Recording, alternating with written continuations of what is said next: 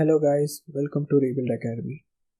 My name is Adil Momin and I welcome you to the fourth part of the series From Virus to Vaccine, Let's Fight Infodemic. I hope you all are doing well fighting pandemic as well as infodemic. But before we begin, let me tell you a very important thing.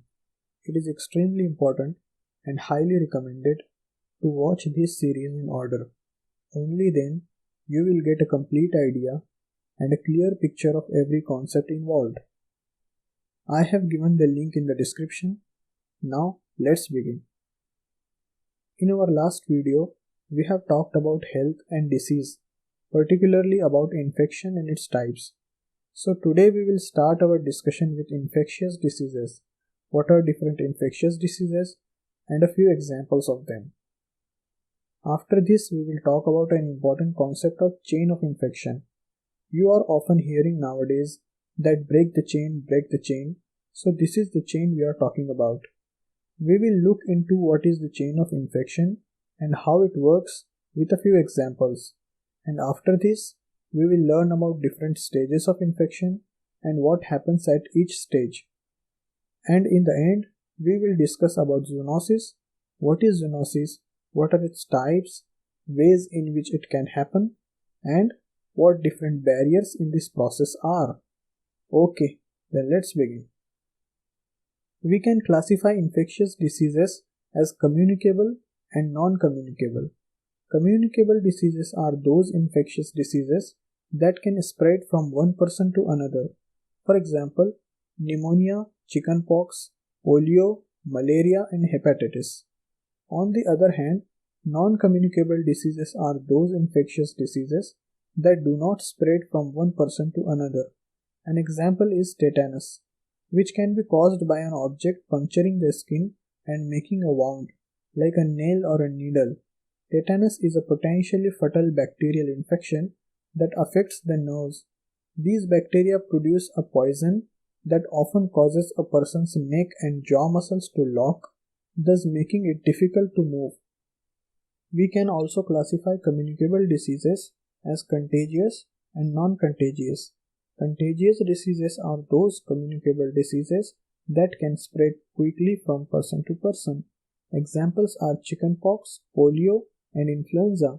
On the other hand, non-contagious diseases are those diseases that do not spread as fast as contagious diseases. AIDS and malaria are examples of non-contagious diseases. Now let's discuss the chain of infection. It is a complete process involving distinct elements in the spread of infectious diseases. The first one is an infectious agent, also called as pathogen. It can be bacteria, viruses, or fungi, which can cause an infection.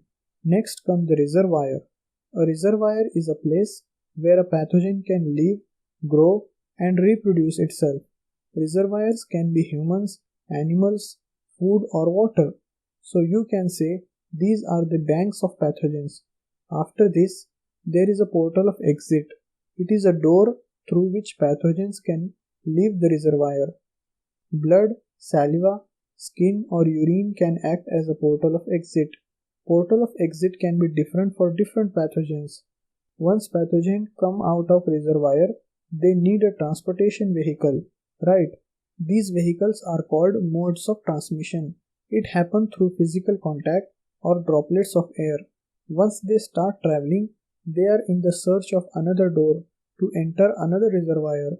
This door is called a portal of entry. It can happen through the mucous membrane, respiratory system, digestive system, or even damaged skin. Portals of entry is also different for different infectious agents, and once it enters the new reservoir, it tries to cause infection. But if the host has sufficient resistance, then it can't survive there. But if the resistance is inadequate, then the pathogen starts infecting more rapidly.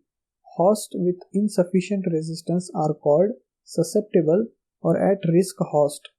Age, weak immune system, or comorbidities can be factors of susceptibility. This is the complete chain of infection. Now, if you want to break this chain from completing, you have to block one process from occurring. The first thing that comes to mind is to destroy all infectious agents. Well, we know that it is not practically possible. Now, can we break the chain by doing something with the reservoir? Yes, we can. We can isolate the reservoir from the surrounding area and then you can clear it from pathogens. Right?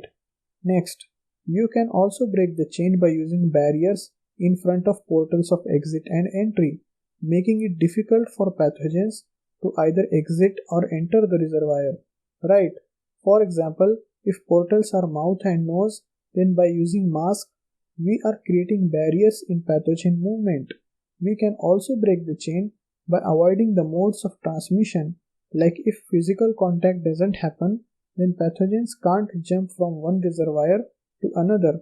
So basically, by isolating the reservoir, using barriers at portals of exit and entry, and avoiding modes of transmission, the chain of infection can be broken. Now let's see some examples of the chain of infection.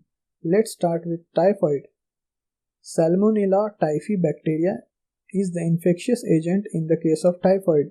The reservoir of these bacteria in humans. They are found in the small intestine in the body. The portal of exit is human feces and the mode of transmission is food and water. The portal of entry is the mouth. Humans with unhygienic practices are susceptible to typhoid. So, this is a complete chain of infection in typhoid.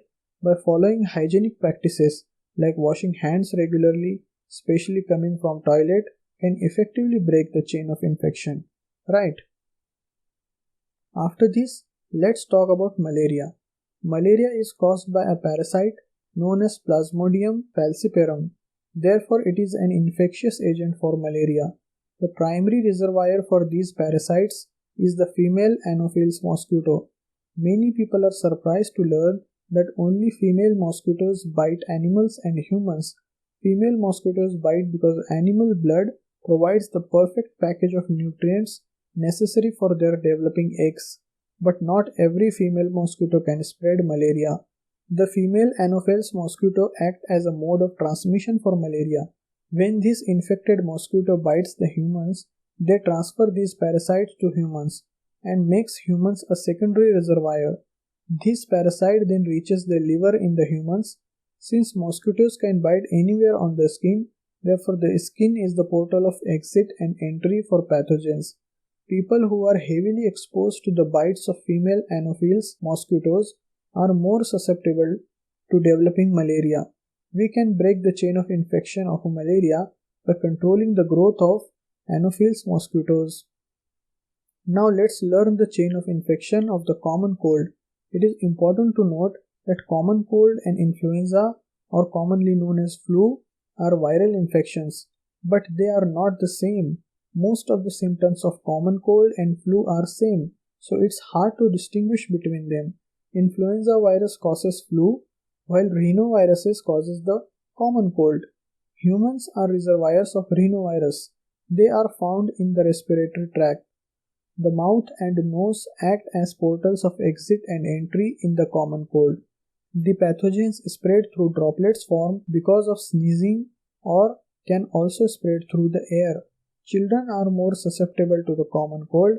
That's because they touch their nose, mouth and eyes often and then touch other people and object.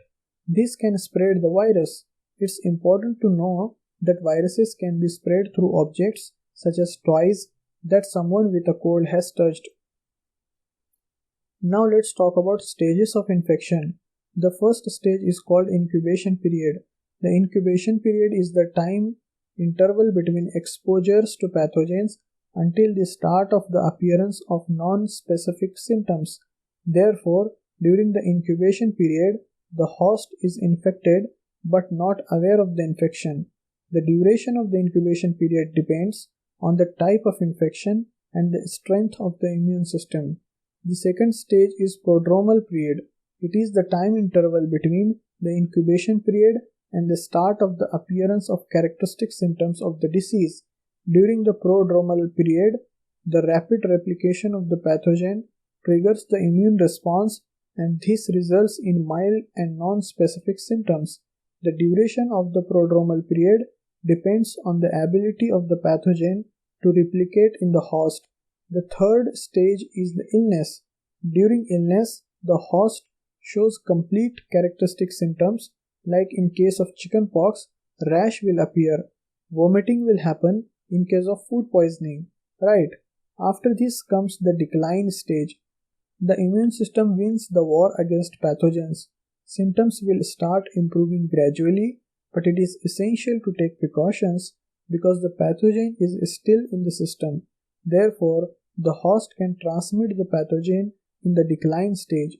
Also, if the immune system is weakened because of infection, it can lead to another infection called secondary infection. For example, severe cold can lead to pneumonia as a secondary infection. The last stage is convalescence. In this stage, symptoms disappear and the body returns to normal functioning, and no active pathogen is present in the host. Therefore, it cannot transmit the pathogen. If the infection was severe, there are chances of permanent damage. For example, serious influenza can cause lung damage. So, these were 5 stages of infection. In the incubation period, the pathogen enters the host and starts multiplying. In the prodromal stage, the rapid replication leads to an immune response, which triggers mild and non-specific symptoms. If infection further increases, then characteristic symptoms appear, and this stage is called illness. After this, if immune system wins and symptoms gradually improve, then the infection is said to be in the decline stage. But precautions are still necessary because the pathogen is still active and there are chances of secondary infection. And in the end, during convalescence, symptoms disappear and the body starts functioning normally. Now let's try to explore more about the incubation period. We know that the incubation period is a time interval between getting exposed to the pathogen and developing non-specific symptoms, right? So what happens during the incubation period is, first the pathogen enters the host by evading the immune system, and then it travels to its favorable site in the body. After this, it starts replicating. For doing these activities, it requires some time, and this time interval is nothing but an incubation period. Now, the time required for the first two activities, that is evading the immune system and traveling to favorable sites, is called a latent period.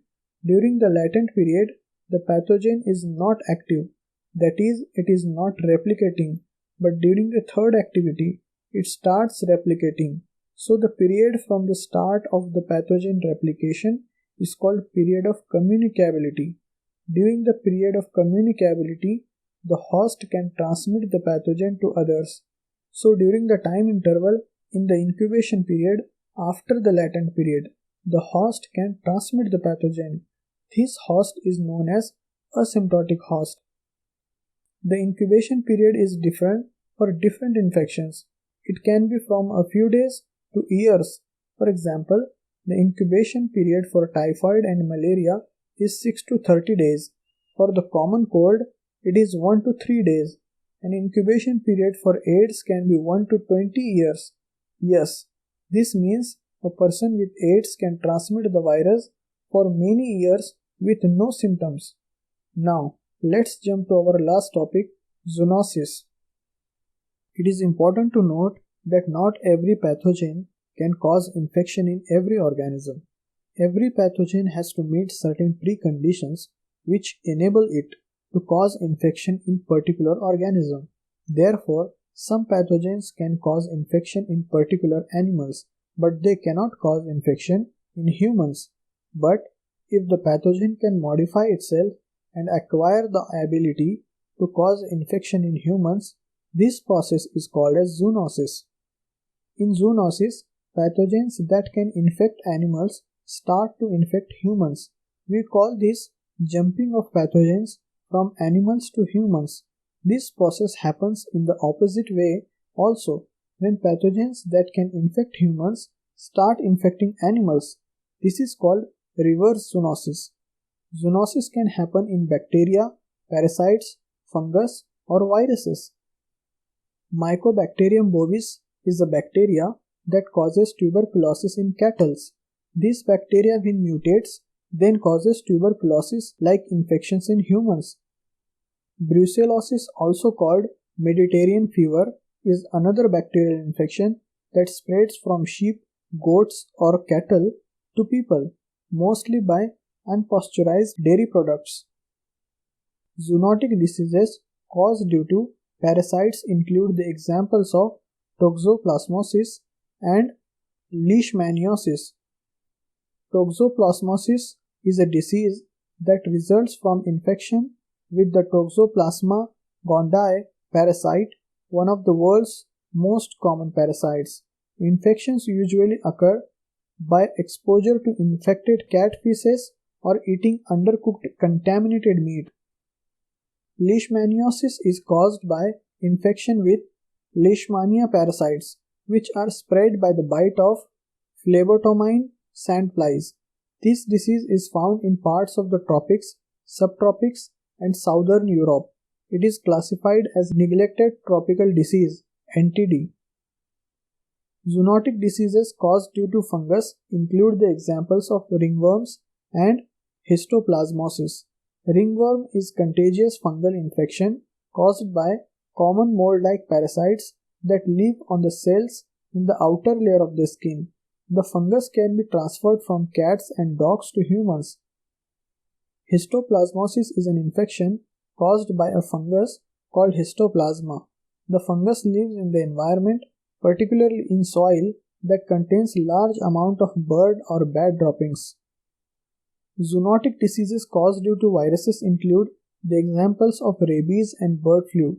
Rabies virus spread to people from the saliva of infected animals. Rabies is usually transmitted through an animal bite, for example from stray dogs.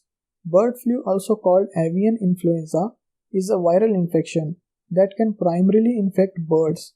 This type of flu is most often contracted to humans by contact with sick birds. So these were few examples of zoonotic diseases. There are various ways in which a pathogen can jump from animals to humans. The most common way is direct contact. Direct contact involves coming into contact with the bodily fluids of an infected animal such as saliva, blood, urine, mucus or feces. This can happen because of merely touching or petting infected animals or being bitten or scratched by one. Indirect contact involves coming into contact with an area where infected animals live or roam, or by touching an object that has been contaminated by an infected animal. Common areas where this occurs include aquarium tanks, chicken cages, pet baskets, pet foods and water dishes, plants and soil where infected animals have lived. Farmers, abattoir workers, zoo or pet shop workers have an increased risk of being exposed to zoonotic diseases. They can also become carriers and pass those diseases on to other people. A vector is a living organism that transfers an infection from an animal to a human or another animal. Common vectors include mosquitoes, ticks, fleas, lice. The vector will bite the infected animal and then bite a human, passing on the zoonotic disease.